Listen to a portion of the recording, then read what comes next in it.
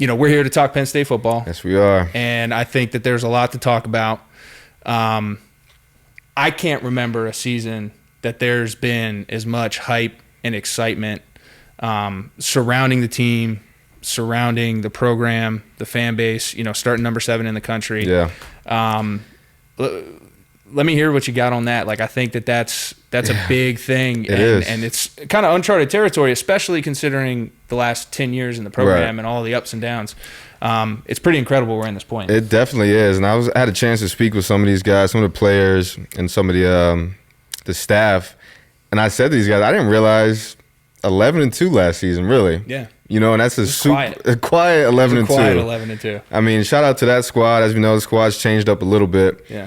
But like you said, that's a quiet, very successful season, and there should be more light shed on it. And that's why I think the hype is built for this 2023 season. And I'm on the hype train. I'm not gonna lie. Yeah, and I think last year is unique. You had Clifford, who felt like he'd been there for 24 years and just scrounged eligibility out. And I thought he did a fantastic job just overall. And I've texted him, we've talked on the side, but his whole path and trajectory was great. And I think I think everyone's goal, especially at that position, just talking personally for me, was leaving the place better than when you came in. You know what I mean? Yeah.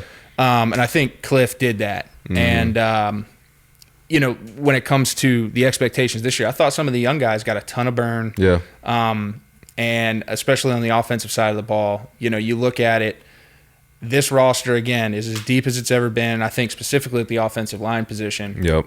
Key point, Mike Yurcich being back, finally got some consistency. I don't know how many offensive coordinators they've been through since we left. I mean, you had JD, you had Ricky for a little bit, and then Soraka came in, and then Joe Moorhead. I forgot about Moorhead. So you start losing the names because there were so many guys, and that's tough to really build an identity, especially on that side of the ball. Fortunately, identity is key. Correct. That's what you just said. And as you said, they're deep at the O-line, which has been somewhat of an issue, I'd say. Maybe we could say. But like you said, that depth, I think, is what has put us on the trajectory to be in the top tier programs in the country. Not just division, in the country. And that's why, part of the reason why I think the hype is built, because, I mean, you could see it. Yeah. You could see it.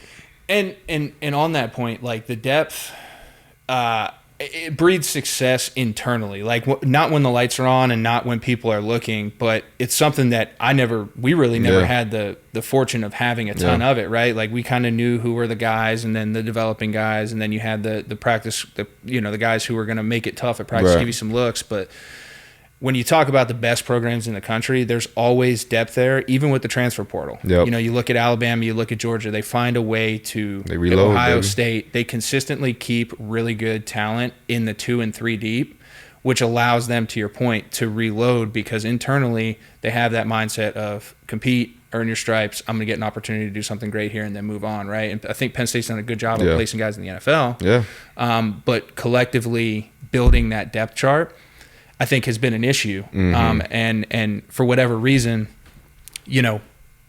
consistency in the offensive and defensive court. Well, not necessarily defense. You had Shoop and then you had Brent come in. The defense is always, and then now Manny. But I think just overall, just that consistent turnover and stuff has been really hard. And now you look at it, you got a deep tenured O-line who's got a ton of experience, and you got a roster that's competing consistently day in, day out, not just ones versus ones, but 1 to 3, 4 deep even at some positions. Right. And I think, like you said, Coach Franklin's done a good job of just breeding competition. That word, compete in everything you do. And you see it now with the depth that they have. I mean,